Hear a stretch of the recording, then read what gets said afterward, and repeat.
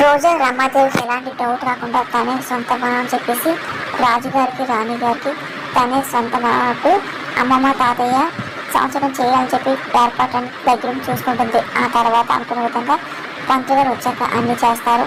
అమ్మ పిండ ప్రధానం పూర్తయింది, అది తీసుకెళ్ళి కాకలు పెట్టాలి అని అనగానే సరే అని చెప్పి రోజా తీసుకొని ఇంకా పెడుతూ ఉంటుంది. ఇంకా అలా కాకులు వస్తాయని చెప్పి చూస్తూ ఉంటుంది.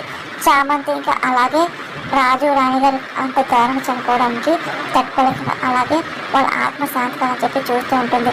అమ్మ కాకులు పిల్లమ్మ కావు కావు అని చెప్పి అనమ్మ అని చెప్పి పంతులు అంటూ ఉంటారు. కా కా అని చెప్పేసి ఇంకా రోజా కాకులు పిలుస్తూ ఉంటుంది. అప్పుడు ఇంకా ఒక్కసారిగా కాకులు వస్తూ ఉంటారు. ఇంకా రోజా దాడి చేసుకుంటారు. ఇంకా రోజా భయపడుతూ ఉంటుంది. కాకులు వచ్చి రోజాని అదే పొడుస్తూ ఉంటుంది.